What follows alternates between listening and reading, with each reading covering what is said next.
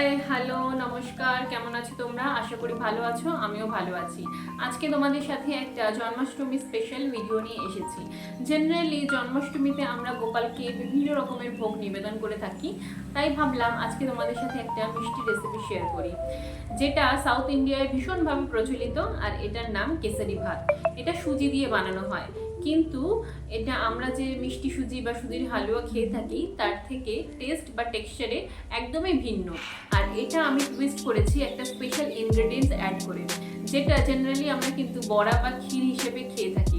তোমরা কি গেস করতে পারছো আমি কোন উপাদানের কথা বলছি? হ্যাঁ, একদমই ঠিক ধরেছো, আমি তালের কথা বলছি। আমি কিন্তু এই রেসিপিটায় একটু তাল অ্যাড করেছি। তোমরা ভিডিওটা প্রথম থেকে শেষ পর্যন্ত দেখতে থাকো, এটা ভীষণই ভালো খেতে হবে। আর তোমাদের জন্মাষ্টমীতে কিন্তু তোমরা এটা ভোগ হিসেবে ঠাকুরকে নিবেদন করতে পারবে। আর শেষে থাকবে আমার দেওয়া একটা টিপস এন্ড ট্রিক্স। তো চলো এবার যাওয়া যাক মেন রেসিপিতে। যেহেতু এই রান্নায় আমি তাল ব্যবহার করেছি, তাই প্রথম কাজই কিন্তু তাল ছুলে তালের পাল্প বের করে নাও। দিয়ে আমি এটা একটু গ্যাসে জাল দিয়ে নেবো। গ্যাসে জাল দিয়ে নিলে এই পাল্পটা তোমার বেশ কিছুদিন, মানে 2-3 দিন মতন ফ্রিজে থেকে যায়। তোমরা প্রয়োজন অনুযায়ী একটু একটু পাল্প নিয়ে বড়া বা যে কোনো রেসিপি তোমরা করতে পারো। তারপর এই পাল্পটা আমি একটু জাল দিয়ে মেন রান্নার দিকে যাব।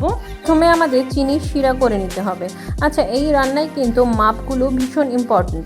মানে যে পাত্রে করে বা যে বাটিতে করে আমি সুজি মাপবো, সেই সেম বাটিতেই আমি চিনি মাপবো। মানে চিনি আর সুজি কিন্তু সেম সেম হবে। মানে এক বাটি যদি আমি সুজি নিই তাহলে এক বাটি চিনি, আর তার জন্য জল দিতে হবে 3.5 বাটি। ঠিক আছে, তারপর লাস্টে একটুখানি কেসর দিয়ে আমাদের শিরাটা করে রাখতে হবে। তারপর একটা কড়াইয়ের মধ্যে একটুখানি ঘি দিয়ে কাজু আর আমন্ডটা দিয়ে ভালো করে লাল লাল করে ভেজে সেটা তুলে হামানদির সাথে গুঁড়ো করে রেখে দিতে হবে। তারপর সেম কড়াইয়ের মধ্যে আরও একটু ঘি দিয়ে সুজিটা দিয়ে ভালো করে লাল লাল করে ভাজতে হবে, মিনিট 5 থেকে 7 মিনিটের মতন। আচ্ছা, এখানে ঘিয়ের পরিমাণটা হবে কিন্তু সুজি যে বাটিতে মাপবে তার হাফের থেকে একটু বেশি। দিয়ে ভালো করে যখন পুরো ভাজা ভাজা হয়ে যাবে তখন আমি চিনির শিরাটা এর মধ্যে দিয়ে দেবো।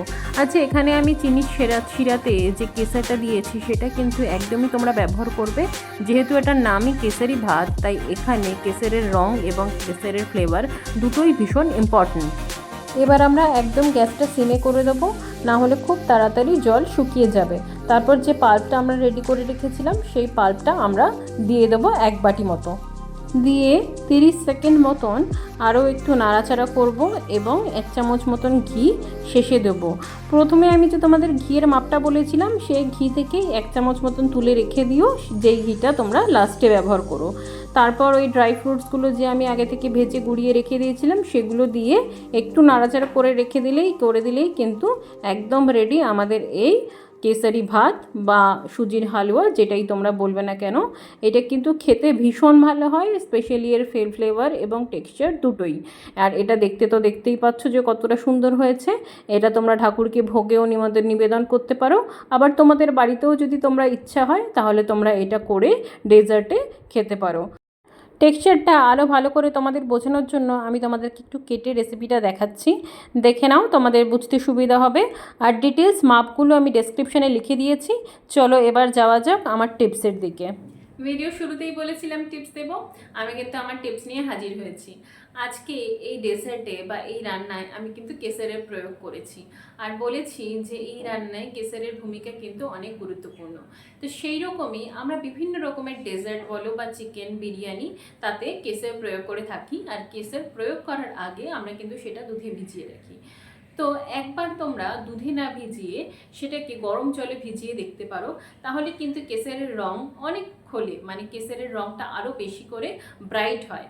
একবার আমার এই টিপসটা প্রয়োগ করে দেখো আর আমাকে জানিও তোমরা আমার সাথে সহমত কিনা। আজকের ভিডিওটা এখানেই শেষ করছি, দেখা হবে নেক্সট ভিডিওতে। Till then tata. আর যদি ভালো লাগে তাহলে কিন্তু লাইক, শেয়ার অ্যান্ড সাবস্ক্রাইব করতে ভুলো না। Taste canvas by Priyanka Chowdhury.